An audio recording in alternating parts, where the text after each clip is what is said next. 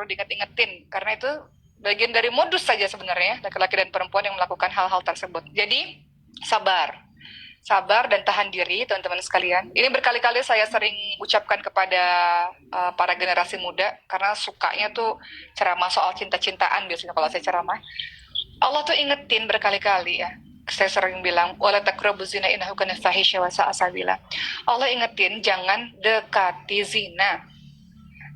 Mendekati zina itu adalah sebuah perbuatan yang keji dan sebuah jalan yang buruk. Allah nggak bilang jangan berzina, Allah bilangnya jangan dekati zina. Artinya kita chat-chatan, aku kangen dan sebagainya itu langkah mendekati zina.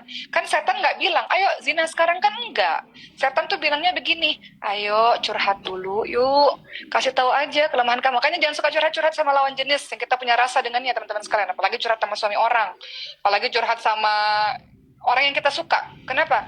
Curhat itu membuat kita menceritakan tentang kelemahan kita sehingga kita rasa dekat dengan dia. Dan dia kan nanti memberikan petua-petua kan. Jadi kita rasa dekat, kita rasa nyaman. Jadi semakin dekat, semakin akrab, semakin subur lah itu. Semakin susah lah kita untuk meninggalkannya. Jadi minta kekuatan kepada Allah teman-teman sekalian. Ini kan bulan Ramadan. Apa gunanya puasamu kalau kau masih melakukan perkataan-perkataan rofas, perkataan sia-sia, perkataan jorok. Jorok itu dimaknai perkataan yang gak patut disampaikan kepada yang bukan mahram. Seperti orang yang tidak punya rasa malu. Apa gunanya puasamu teman-teman sekalian? Ramadan ini adalah bulan training.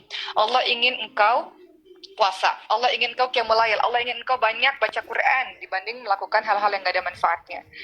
Jadi minta kekuatan sama Allah. Yang bisa kasih kekuatan kan Allah. Ya Allah, saya tuh senang banget sama dia ya Allah. Tapi ini akhafullah, saya takut kepada engkau ya Allah. Maka tolong ya Allah buat saya senantiasa istiqamah di jalanmu dan gak memikirkan dia ya Allah. Jadi bisa dengan cara seperti itu. Makanya kan 7 golongan orang yang Allah lindungi di padang mahsyar, salah satunya adalah kalau diajak pacaran, kalau diajak sayang-sayangan, orang itu akan bilang, ini akhafullah, saya takut pada Allah, saya nggak mau. Ini yang Allah lihat dan Allah tolong di padang mahsyar. Padang mahsyar itu apa sih? Kita mati nanti, masuk alam kubur, kemudian kita masuk ke padang mahsyar dalam keadaan telanjang tidak berpakaian. Matahari diletakkan di atas kepala kita, keringat di seluruh tubuh kita, dan kita ditenggelamkan sesuai dengan dosa kita.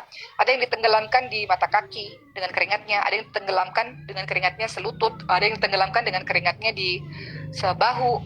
Jadi pada saat itu semua orang menunggu apa yang akan Allah lakukan kepada kita. Dan Allah menaungi, Allah memberikan pertolongan kepada 7 golongan orang.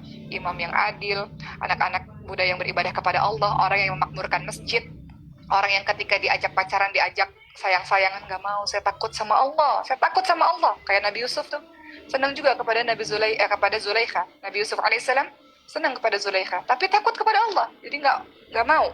Padahal Zulaikha adalah seorang perempuan yang cantik dan mulia. Kemudian yang kelima, bersedekah tangan kanan dan tangan kiri tidak saling mengetahui, artinya sedekah yang ikhlas.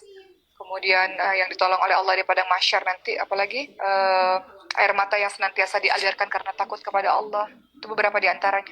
Tapi yang jelas ada satu poin, orang yang diajak sayang-sayangan, diajak untuk dekat, dia bilang nggak mau. Ya, dalam hatinya ya saya sayang sama kamu, tapi saya takut kepada Allah Subhanahu Wa Taala, saya nggak mau. Gitu, dan itu pengorbanan loh. Kata siapa orang jatuh cinta nggak ribet, nggak susah. Orang jatuh cinta itu susah. Kenapa? Lagi tidur kepikiran terus, nggak mau kayak gini ya Allah, tapi kepikiran. Lagi mandi kepikiran, ya Allah tadi ketemu, ya Allah kangen gitu. Tapi dia tahan itu kan pengorbanan teman-teman sekalian. Pengorbanan di jalan Allah tuh. Dia berkorban untuk menahan rasanya, dia nggak mau buat dosa. Dia berkorban karena dia takut kepada Allah Subhanahu Wa Taala. Jadi lakukan itu. Kalau engkau katakan kau cinta Allah, engkau katakan kau sudah berhijrah, lakukan pengorbanan itu.